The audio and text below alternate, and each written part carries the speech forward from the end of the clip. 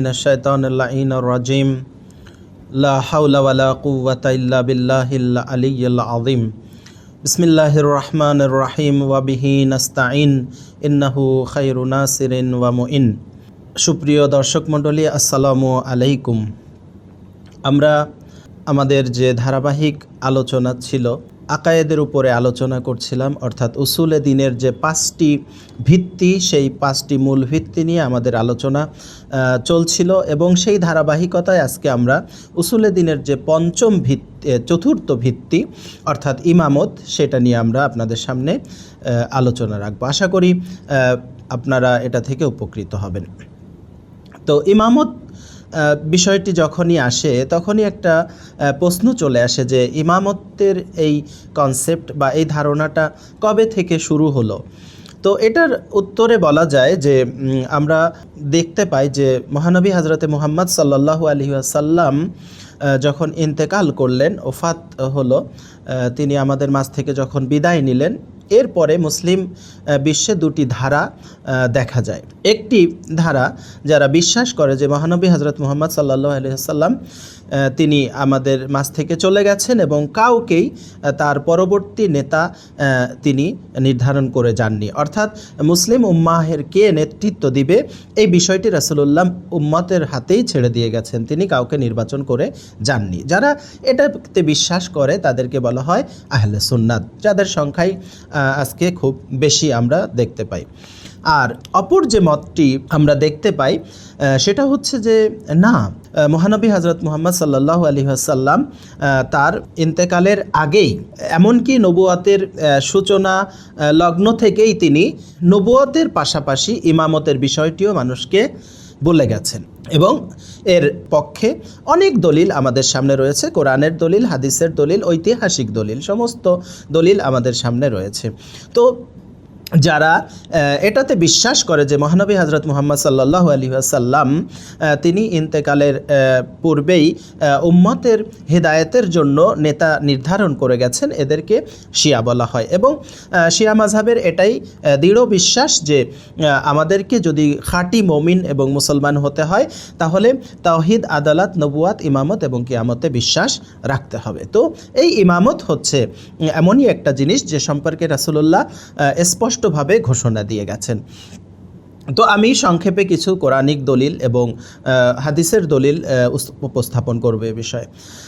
তো প্রথমে আমি যদি বলি, যারা আহলে সুন্নাত এবং খেলাফত মতাদর্শে বিশ্বাসী এবং শিয়ারা হচ্ছে ইমামত মতাদর্শে বিশ্বাসী। তো খেলাফত মতাদর্শের যারা ছিল তারা এই বাহানায় যে নবী পাক সাল্লাল্লাহু আলাইহি ওয়াসাল্লাম যেহেতু কাউকে নির্ধারণ করে যাননি, সুতরাং আমাদেরকে করতে হবে। কাজেই তারা মহানবী হজরত মুহাম্মদ সাল্লাল্লাহু আলাইহি ওয়াসাল্লামের পবিত্র লাশ মোবারককে দাফন কাফন না করেই তারা কিন্তু নির্বাচন করতে চলে গেল এবং সাকিফায়ে বানি সায়েদাতে গিয়ে তারা হজরত আবু বকরকে প্রথম খলিফা হিসেবে নির্বাচন করে নিল। যদিও এখানে উম্মতের এজমা সংগঠিত হয়নি, কেননা শুধু মদিনার লোক ছিল এবং মদিনার সকলেই কিন্তু ছিল না।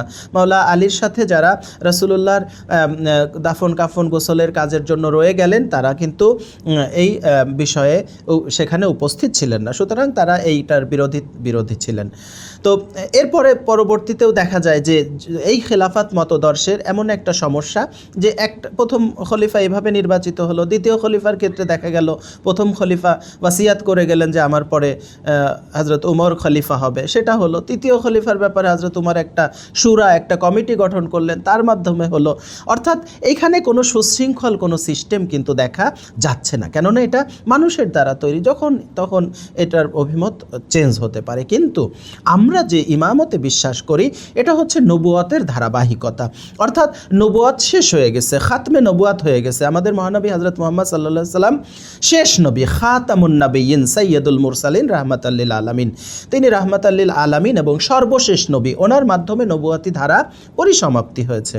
কিন্তু আল্লাহ রাব্বুল আলামিন যে উদ্দেশ্যে নবী পাঠিয়েছিলেন, অর্থাৎ মানুষকে আল্লাহর পথে হেদায়াত করা, তাদেরকে পরিপূর্ণতায় পৌঁছানো এবং লেখা আল্লাহয় পৌঁছে দেওয়া, এই কাজ কিয়ামত পর্যন্ত অব্যাহত থাকবে। নবুয়াত শেষ, কিন্তু এই কাজের দায়িত্ব পালন করার জন্য নবী যেভাবে পাক পবিত্র মাসুম ছিলেন, ঠিক ওনার যারা প্রতিনিধি হবেন তাদেরও ঠিক একই বৈশিষ্ট্য থাকতে হবে। এজন্য আল্লাহ রাব্বুল আলামিন পবিত্র কোরআনেও বললেন, সূরা নিসার 59 নম্বর আয়াতে আমরা দেখতে পাই যে সেখানে বলা হয়েছে, ইন্নামা ওয়ালিয়াকুমুল্লাহ ওয়া রাসূলুহু আল্লাযীনা ইউকিমুনাস সালাতা ওয়া ইউতুনাজ যাকাত ওয়া হুম রাকিউন। এটা সূরা মায়েদার 55 নম্বর আয়াতে এই বৈশিষ্ট্য বলা হলো যে তোমাদের নেতা হচ্ছেন আল্লাহ, রাসূল এবং সেই ব্যক্তি যিনি রুকু অবস্থায় জাকাত দেন। তো আমরা দেখতে পাই যে এই ব্যক্তি, ইতিহাস সাক্ষ্য দিচ্ছে, হযরত আলী ইবনে আবি তালিব ভিন্ন আর কেউ ছিলেন না, তিনি একমাত্র ব্যক্তি যিনি রুকু অবস্থায় জাকাত দিয়েছিলেন। সুতরাং আমাদের নেতা হচ্ছে আল্লাহ, মহানবী হযরত মুহাম্মদ সাল্লাল্লাহু আলাইহি ওয়াসাল্লাম এবং হযরত আলী ইবনে আবি তালিব এবং ওনার পরবর্তীতে বাকি যে 11 ইমাম। কেননা আমরা রাসূলুল্লাহ সাল্লাল্লাহু আলাইহি সাল্লামের প্রসিদ্ধ হাদিস থেকেও জেনেছি যে আমার পরে ইসলামের 12 জন খলিফা আসবে এবং কুল্লুহুম মিন কুরাইশ, তারা সবাই কুরাইশ গোত্র থেকে হবে। অন্য আয়াতে আরও স্পষ্টভাবে বলা হয়েছে যে তারা কুরাইশের বানি হাশেম গোত্র থেকে হবে। অন্য আয়াতে আরও স্পষ্টভাবে পুরো 12 ইমামের নাম মহানবী হযরত মুহাম্মদ সাল্লাল্লাহু আলাইহি সাল্লাম উল্লেখ করেছেন, যেখানে মাওলা আলী ইবনে আবি তালিব হচ্ছেন সর্বপ্রথম ইমাম, এরপর ইমাম হাসান, ইমাম হুসাইন, ইমাম জাইনুল আবেদিন, ইমাম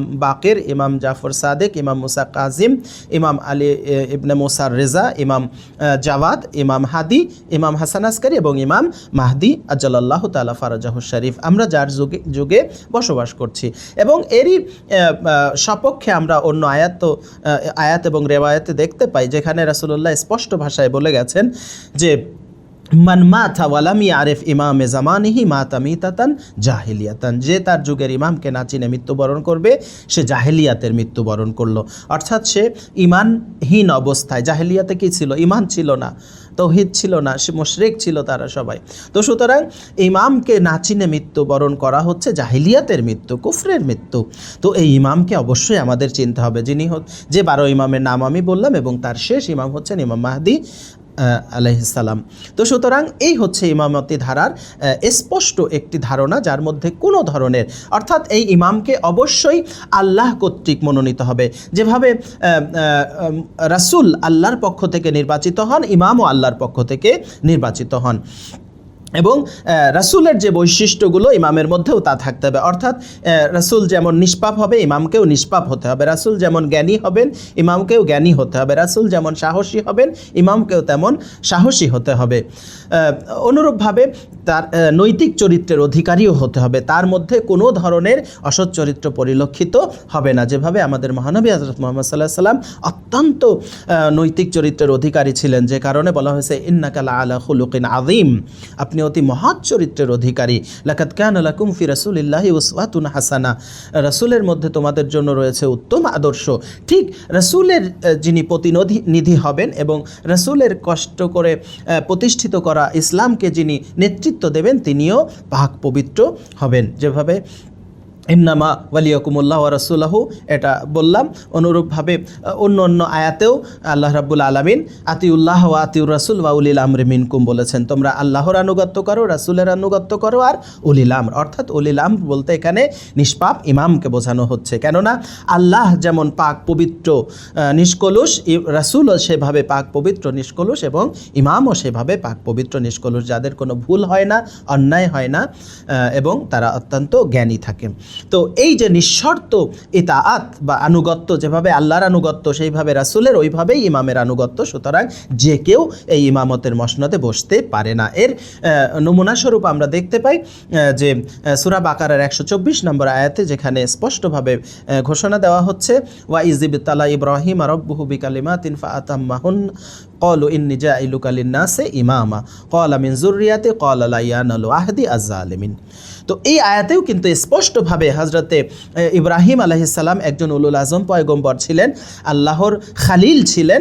এরপরে আল্লাহ রাব্বুল আলামিন ওনাকে আরও অনেকগুলো পরীক্ষা নেওয়ার পরে ওনাকে ইমামতের মর্যাদা দান করলেন এবং এতটাই হযরত ইব্রাহিম আলাইহিস সালাম এই ইমামতের মর্যাদাটাকে পছন্দ করলেন, তিনি আল্লাহকে বললেন যে ক্বালা মিন যুররিয়াতি, হে আল্লাহ এই ইমামতের পদকে আপনি আমার বংশের মধ্যেও দান করুন। তখন আল্লাহ রাব্বুল আলামিন জবাব দিলেন, ক্বালা লা ইয়ানালু আহদি আয-যালিমিন, অর্থাৎ এই ইমামতের দায়িত্ব কোনো জালিমের কাছে বর্তাবে না, কোনো জালিম ইমাম হতে পারবে না। জালিম হচ্ছে সেই যার মধ্যে নৈতিকতা নেই, যে নিজের উপরে জুলুম করে, যে অন্যের উপরে জুলুম করে, অর্থাৎ যারা মুশরিক ছিল এক সময় পরে মুসলমান হয়েছে, এরা ইসলামের নেতৃত্ব দিতে পারবে না। কেননা এটা আল্লাহ তাদের জন্য নির্ধারণ করেছেন যারা পাক এবং পবিত্র, যারা কখনোই কোনো জুলুম এবং অন্যায়ে জড়িত ছিলেন না। তো সুতরাং এটা থেকে আমরা স্পষ্টভাবে বুঝতে পারলাম যে আমিরুল মুমিনিন হযরত আলী ইবনে আবি তালিবই হচ্ছেন এমন একজন ব্যক্তিত্ব যিনি কখনোই কোনো মূর্তির সামনে মাথা নত করেননি। তিনি ছোটোবেলার থেকেই রাসূলুল্লাহ সাল্লাল্লাহু আলাইহি ওয়াসাল্লামের হাতে এবং কোলে পিঠে মানুষ হয়েছেন। এমনকি তিনি হীরা গুহায় রাসূলুল্লাহর জন্য খাবার নিয়ে যেতেন, সেখানে রাসূলুল্লাহর সাথে মোনাজাত করতেন এবং ওহী যখন অবতীর্ণ হয় তিনি সেটার সাক্ষীও ছিলেন। তো সব মিলিয়ে আমাদের কাছে স্পষ্ট যে ইমামতি ধারাটাই হচ্ছে নাজাত প্রাপ্ত হওয়ার একটি লক্ষণ, এবং যারা ইমামতে বিশ্বাস না করবে তারা সঠিক ইসলামের অনুসারী হতে পারবে না।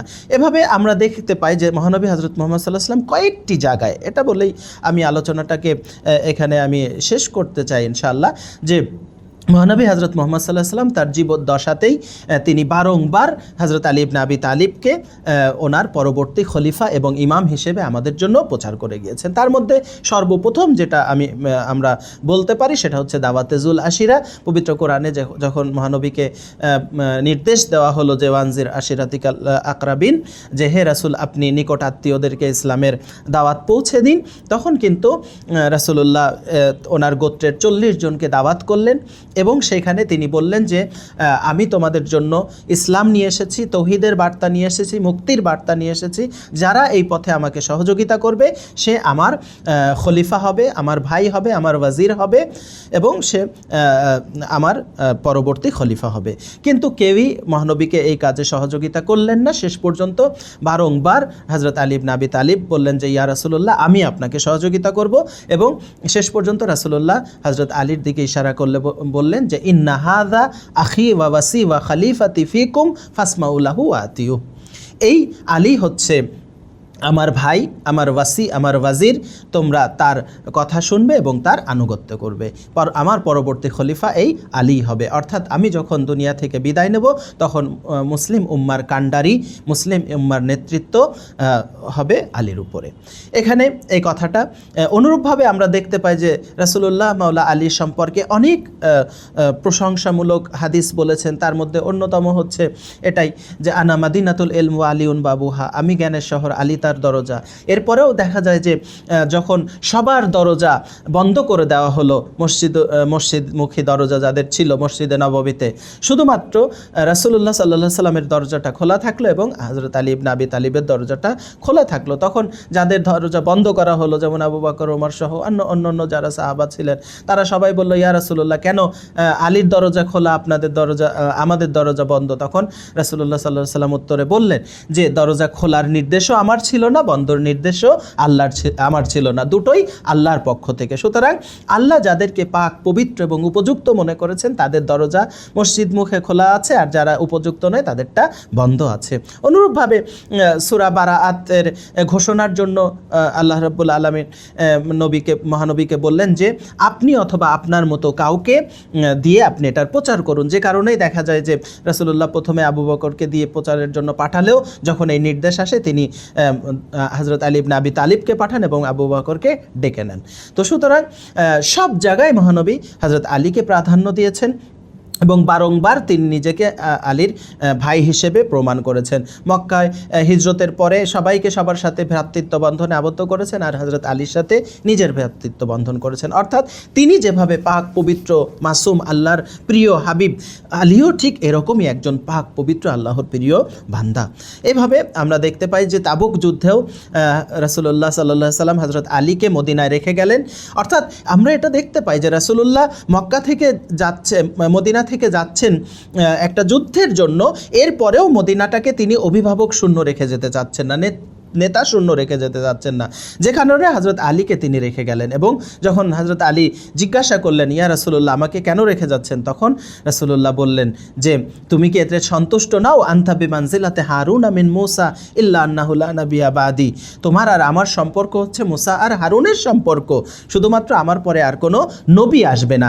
সুতরাং হারুন যেমন মুসার পরে সর্বশ্রেষ্ঠ ব্যক্তি ছিল, হারুন যেমন মুসার ভাই ছিল, হারুন যেমন মুসার খলিফা ছিল, হারুন যেমন মুসার ওয়াজির ছিল, তুমিও ঠিক তাই। আমার পরে সর্বশ্রেষ্ঠ ব্যক্তি তুমি, আমার ভাই তুমি, আমার ওয়াজির তুমি, আমার খলিফা তুমি, অর্থাৎ তোমার সাথে অন্য কারো তুলনা চলে না।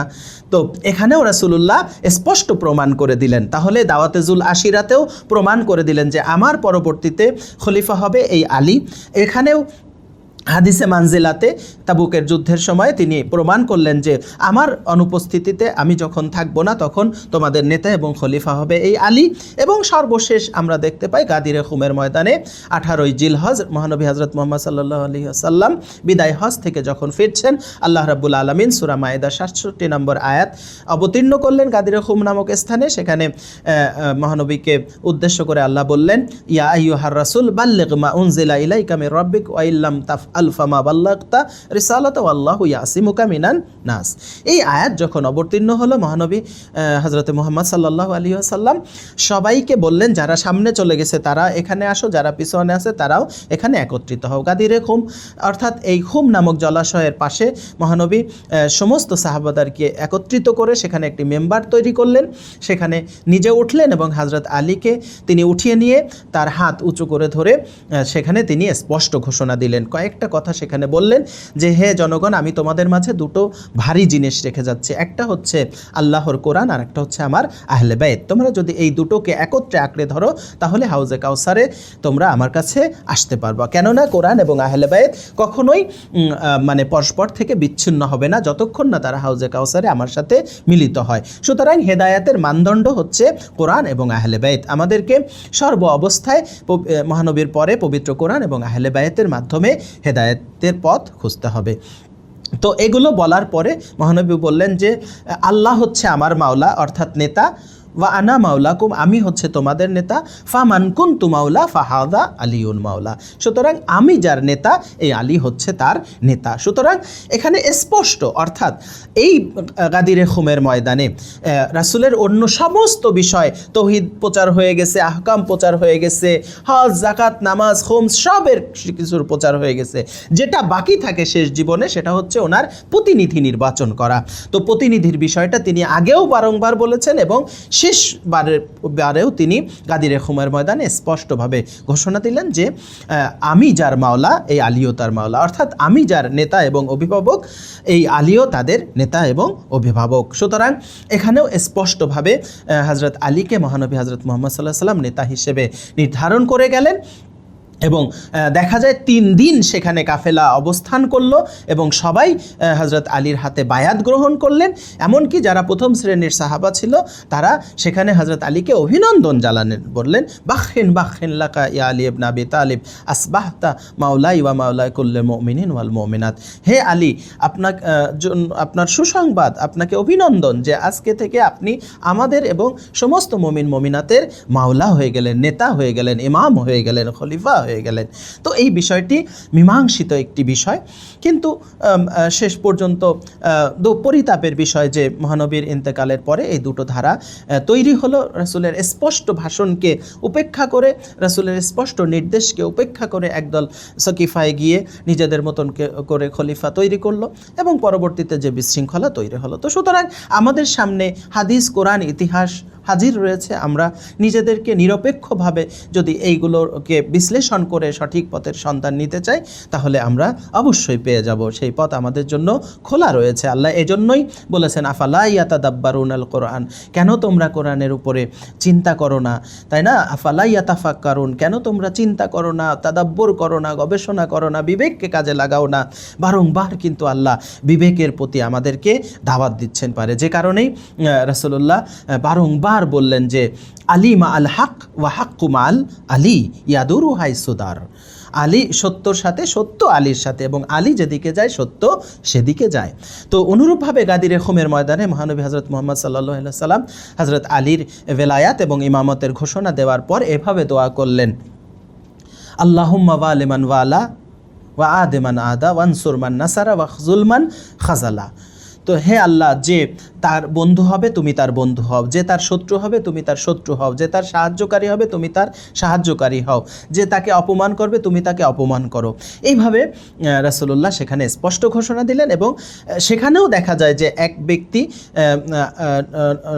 হারিস ইবনে নোমানে ফেহরি নামে এক ব্যক্তি, সে এসে বলল, ইয়া রাসূলুল্লাহ, আপনি হজ করতে বলেছেন, হজ করেছি, নামাজ পড়তে বলেছেন, নামাজ পড়েছি, এক আল্লাহর উপাসনা করতে বলেছেন, তাও করেছি, কিন্তু এখন আবার আপনি নিজের ভাইকে খলিফা হিসেবে মনোনীত করে যাচ্ছেন, এটা কি আপনার পক্ষ থেকে না আর আল্লাহর পক্ষ থেকে? মহানবী বললেন, আল্লাহর পক্ষ থেকে।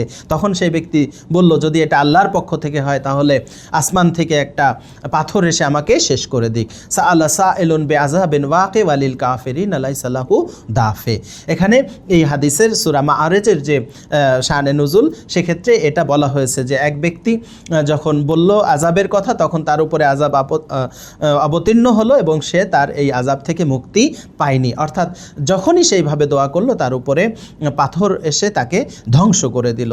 তো সুতরাং রাসূলুল্লাহ সাল্লাল্লাহু আলাইহি সাল্লাম আমাদের মুক্তির জন্য সমস্ত পথকে স্পষ্ট করে দিয়েছেন। এখন আমাদের বিষয় যে আমরা কি করব, আমরা সত্য পথে যাব না। যেভাবে আল্লাহ রাব্বুল আলামিনও পবিত্র কোরআনে বলছেন, ইন্না হাদাইনাহুস সাবিলা ইম্মা শাকিরান ওয়া ইম্মা কাফুরা।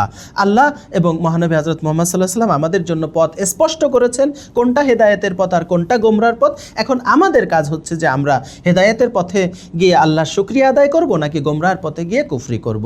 তো যদি আমরা গোমরাহের পথে যে কুফরি করি, ওয়া ইন কাফারতুম ইন্না আযাবি লা শাদীদ, যদি কুফরি করি, আল্লাহর নির্দেশকে অমান্য করি, তাহলে আল্লাহর কঠোর আযাবের শিকার হতে হবে। তো সুতরাং সমস্ত কিছু এটাই প্রমাণ করে যে ইমামত হচ্ছে ইসলামের একটি গুরুত্বপূর্ণ একটি স্তম্ভ এবং নবুয়াতের পরেই হচ্ছে ইমামতের স্থান। এবং আমাদেরকে যদি হেদায়েত প্রাপ্ত হতে হয়, আল্লাহর সান্নিধ্য পেতে হয়, পরিপূর্ণতা পেতে হয়, ফানাফিল্লাহ পৌঁছাতে হয়, তাহলে ভেলায়াত ছাড়া কোনোভাবেই সম্ভব হবে না। এ কারণেই পবিত্র কোরআনে আল্লাহ রাব্বুল আলামিন স্পষ্ট বললেন, ইয়াউমা নাদউ কুল্লু উনাসিন বিইমামিহিম, প্রত্যেকটা জাতিকে, মানুষকে তাদের ইমাম সহকারে ডাকা হবে। সুতরাং আমাদেরকে সেই হেদায়াতের ইমাম হিসেবে রাসূলুল্লাহ সাল্লাল্লাহু আলাইহি ওয়াসাল্লাম যে 12 ইমামের পরিচয় করে দিয়ে গেছেন, সেই 12 ইমামের বিশ্বাসী হতে হবে এবং এর মাধ্যমে আমাদেরকে হেদায়েত প্রাপ্ত হতে হবে, যাতে আল্লাহ রাব্বুল আলামিন এই হেদায়েতের ইমামের সাথে আমাকে পুনরুত্থান করান। এটাই হচ্ছে আমাদের কাম্য। আল্লাহ রাব্বুল আলামিন আমাদেরকে হেদায়েতের ইমামকে চেনা এবং তাদের অনুসরণ করার তৌফিক দান করুন। আসসালামু আলাইকুম ওয়া রাহমাতুল্লাহি।